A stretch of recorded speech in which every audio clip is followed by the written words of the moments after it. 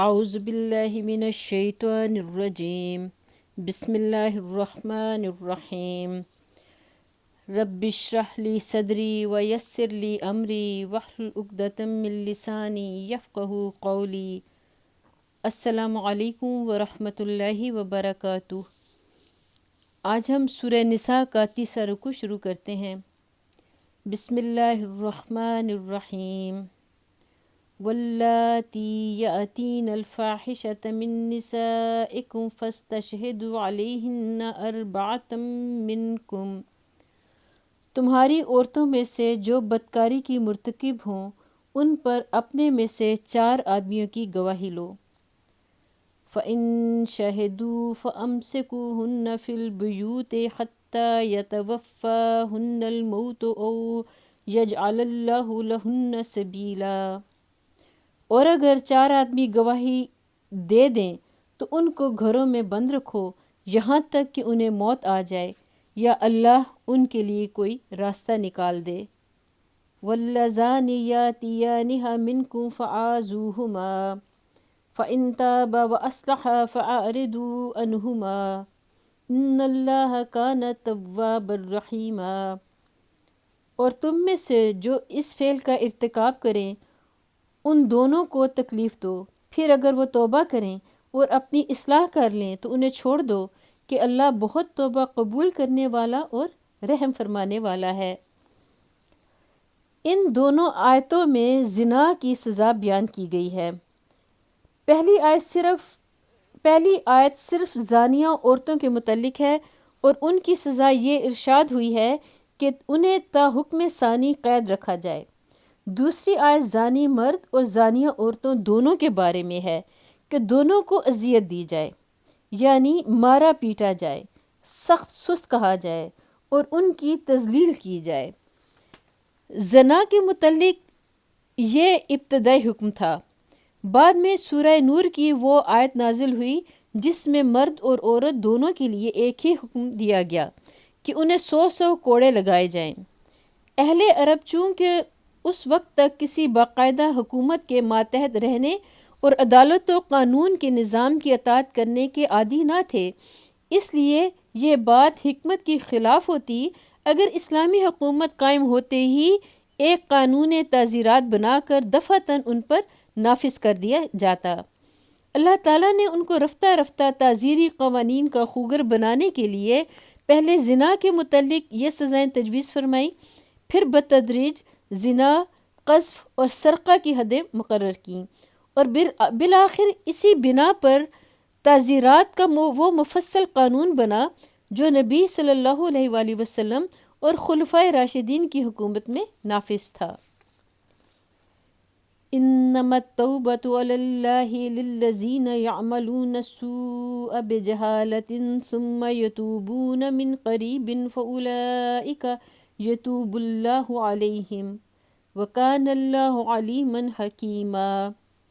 ہاں یہ جان لو کہ اللہ پر توبہ کی قبولیت کا حق انہی لوگوں کے لیے ہے جو نادانی کی وجہ سے کوئی برا فعل کر گزرتے ہیں اور اس کے بعد جلدی ہی توبہ کر لیتے ہیں۔ ایسے لوگوں پر اللہ اپنی نظر عنایت سے پھر متوجہ ہو جاتا ہے اور اللہ ساری باتوں کی خبر رکھنے والا اور حکیم و دانا ہے۔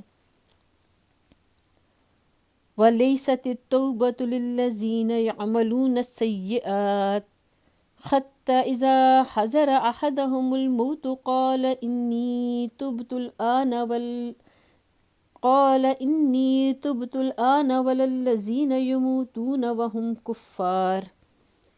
مگر توبہ ان لوگوں کے لیے نہیں ہے جو برے کام کیے چلے جاتے ہیں یہاں تک کہ جب ان میں سے کسی کی موت کا وقت آ جاتا ہے اس وقت وہ کہتا ہے کہ اب میں نے توبہ کی۔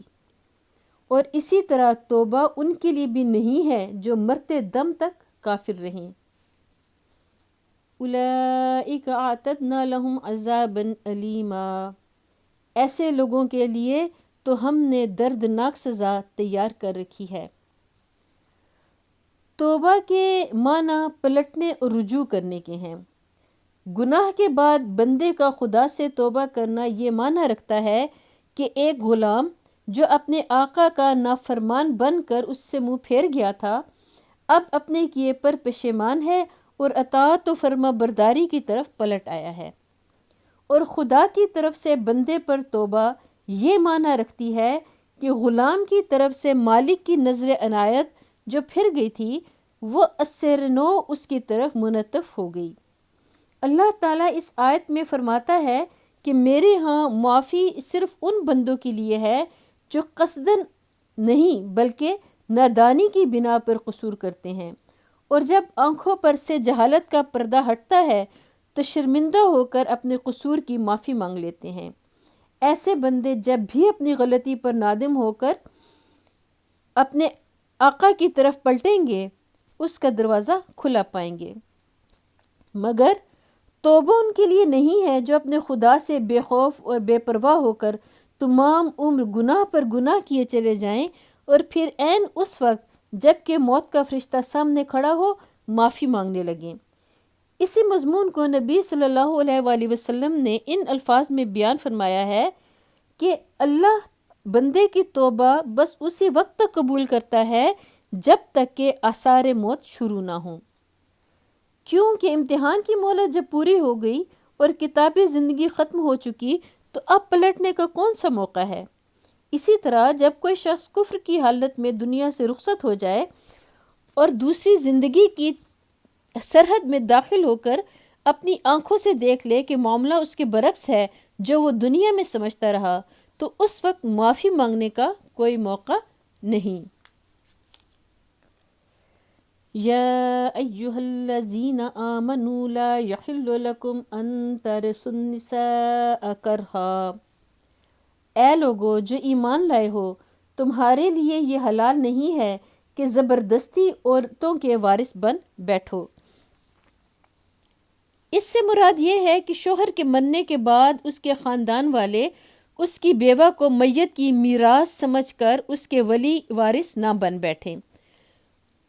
عورت کا شوہر جب مر گیا تو وہ آزاد ہے، عدت گزار کر جہاں چاہے جائے اور جس سے چاہے نکاح کر لے۔ وَلَا تَعْضُلُوهُنَّ لِتَذْهَبُوا بِبَعْضِ مَا آتَيْتُمُوهُنَّ إِلَّا أَن يَأْتِينَ بِفَاحِشَةٍ مُبَيِّنَةٍ، اور نہ یہ حلال ہے کہ انہیں تنگ کر کے اس مہر کا کچھ حصہ اڑا لینے کی کوشش کرو جو تم انہیں دے چکے ہو، ہاں اگر وہ کسی صریح بد چلنی کی مرتکب ہوں تو ضرور تمہیں تنگ کرنے کا حق ہے، یعنی مال اڑانے کے لیے نہیں بلکہ اگر بد چلنی کی سزا دینے کے لیے انہیں تنگ کرنے کا حق ہے۔ وَعَاشِرُوهُنَّ بِالْمَعْرُوفِ، ان کے ساتھ بھلے طریقے سے زندگی بسر کرو۔ فَإِن كَرِهْتُمُوهُنَّ فَعَسَىٰ أَن تَكْرَهُوا شَيْئًا وَيَجْعَلَ اللَّهُ فِيهِ خَيْرًا كَثِيرًا، اور اگر وہ تمہیں ناپسند ہو تو سکتا ہے کہ ایک چیز تمہیں ناپسند نہ ہو مگر اللہ نے اسی میں بہت کچھ بھلائی رکھ دی ہو۔ یعنی اگر عورت خوبصورت نہ ہو یا اس میں کوئی اور ایسا نقص ہو جس کی بنا پر وہ شوہر کو پسند نہ آئے تو یہ مناسب نہیں ہے کہ شوہر فوراً دل برداشتہ ہو کر اسے چھوڑ دینے پر آمادہ ہو جائے، حتی الامکان اسے صبر و تحمل سے کام لینا چاہیے۔ بسا اوقات ایسا ہوتا ہے کہ ایک عورت خوبصورت نہیں ہوتی مگر اس میں بعض دوسری خوبیاں ایسی ہوتی ہیں جو ازدواجی زندگی میں حسن صورت سے زیادہ اہمیت رکھتی ہیں۔ اگر اسے اپنی ان خوبیوں کا اظہار کا موقع ملے تو وہی شوہر جو ابتداً محض اس کی صورت کی خرابی سے دل برداشتہ ہو رہا تھا اس کے حسن سیرت پر فریفتہ ہو جاتا ہے۔